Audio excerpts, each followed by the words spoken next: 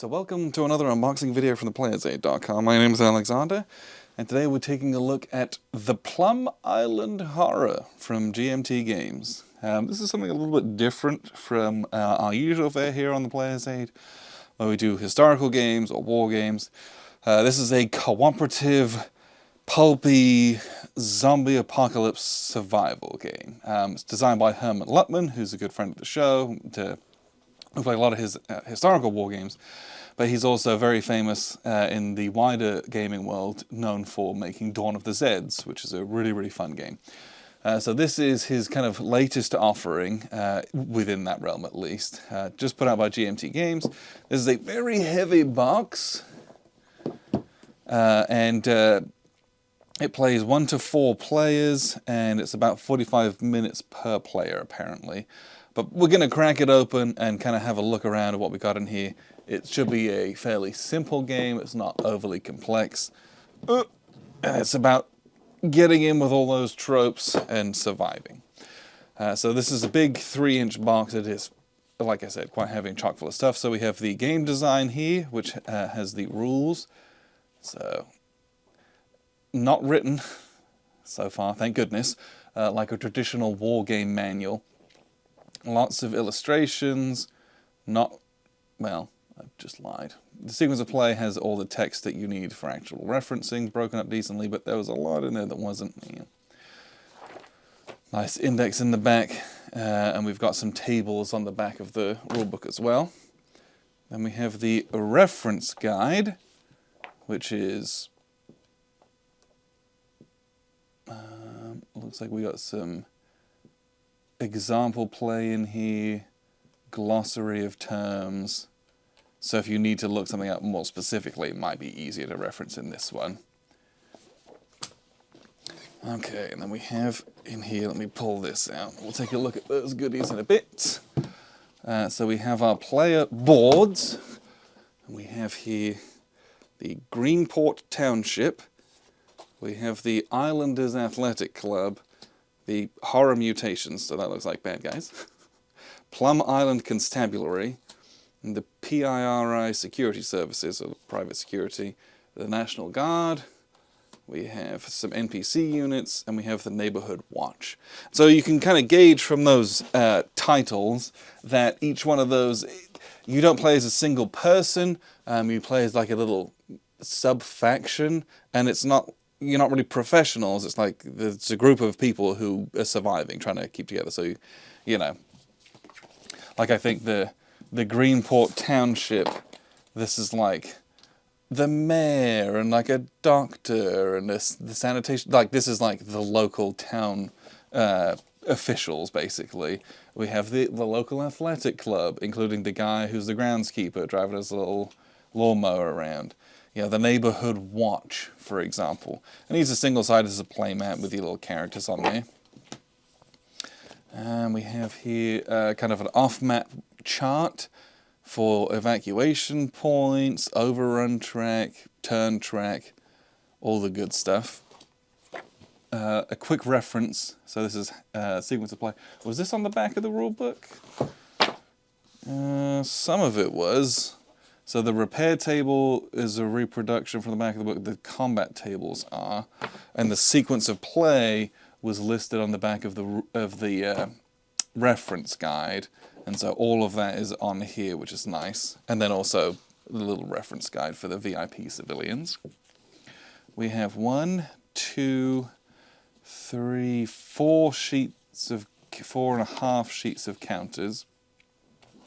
So these larger tokens.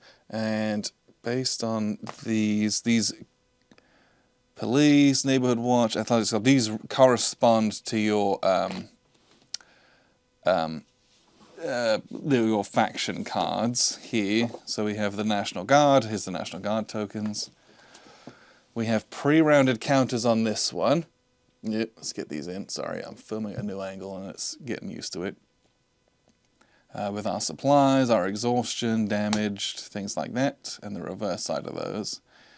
We do have these larger ones. These look like the bases for the corresponding colors of the different factions, probably. Yeah, it looks like it. And on the back they have some stats on those. Let's look at those.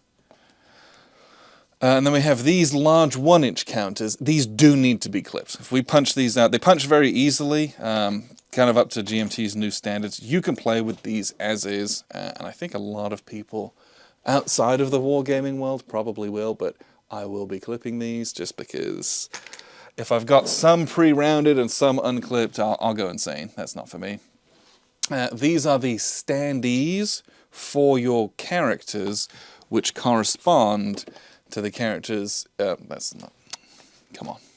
In your faction boards, you got these 5 guys in a compound, and we already saw the compound on the other sheet. Here are those. These are very big, and they're also pre-rounded. You just punch them out, and they go on a standee, and they're dual-sided, but it's the same on both sides from what I can tell, because they're a standee rather than a lay-flat token. I'm pretty sure that's the case. And then the last one here, looks like we have some different survivors we might have to rescue or protect, and a few other tokens on here as well, with some more of these horrors. Okay, let's open up the board. I think this is a standard wargaming 22 by 34. All right, what's the good orientation for this? Okay, we're going to turn it this way. So you can we can get everything in a shot here. So as you can see, it's divided up into kind of buildings and open spaces or parks with, it's like a baseball field here. And these are tracks that you're going to have to go down and then move across to get to the port. I think to get out is the game.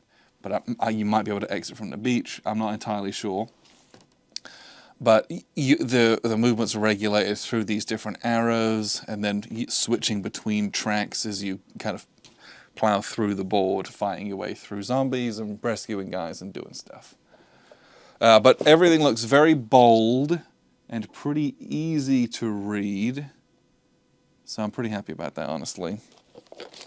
The rest of what's in the box is we have a few decks of cards.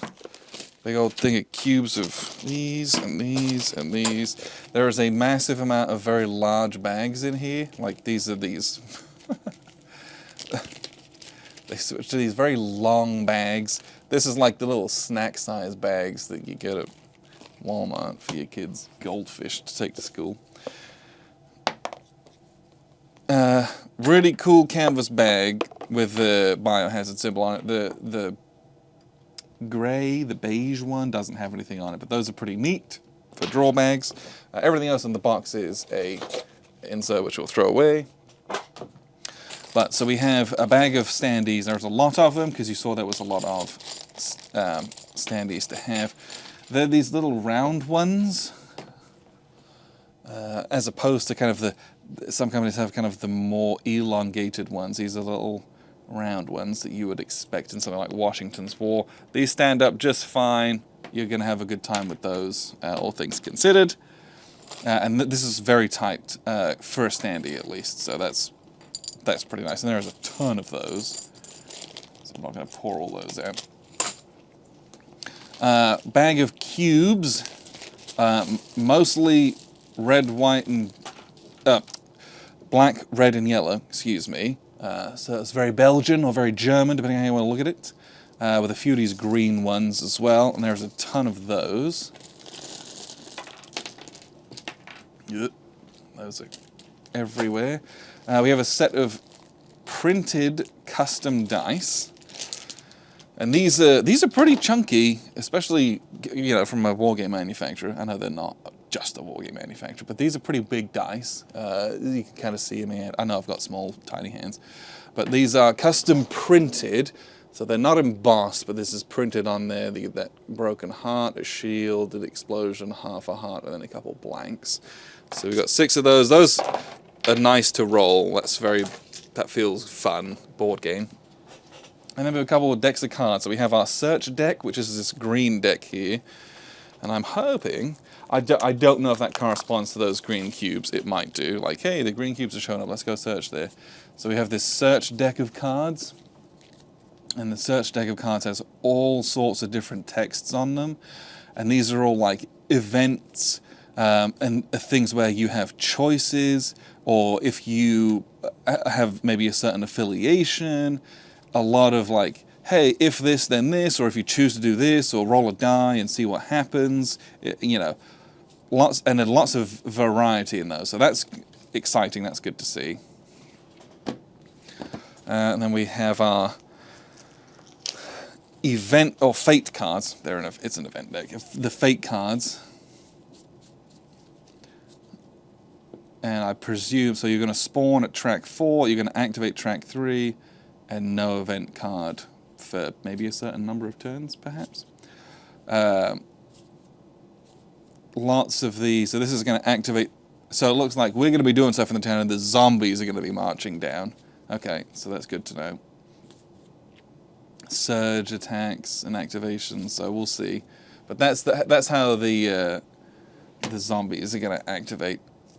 And then the last thing that we have here is, I'm not sure about this one. So it looks like we've got some play aids in this deck. If I could get it open, there we go.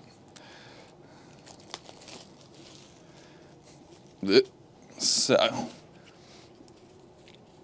we have 4 of these little micro play aids printed on cardstock with the different actions you can do. And the rest of these are these event cards, which I think those fate cards would tell you to not draw quite as many depending on some of the events. And the events are going to just do probably a lot of bad stuff. Looks like there's a lot of zombie movements and extra stuff of them switching tracks, things like that. Lots of these going on here.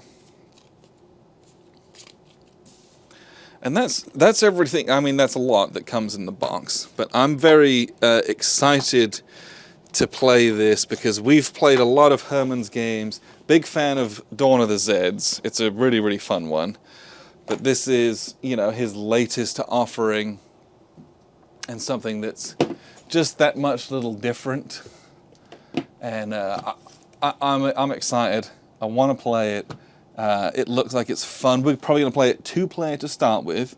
It does say it's about 45 minutes per player, so we'll play it. Hopefully it's a 90-minute game. And then we'll probably take this with us and play it with more players. Hopefully try to max it out just to see if it takes a really long time, if that's slow, what that's like. But I know, through experience, if it's a Herman Luttman game, it's going to have fun in it. I'm going to enjoy myself doing the stuff. So I hope that we at least get that. It looks fun. It looks great. It's got that great pulpy feel to it. So they've knocked it out of the park from that standpoint at least. So the Plum Island Horror from GMT Games. Please check this out if this is something that you're interested in. But appreciate you very much for tuning in. I've been Alexander from theplayersaid.com.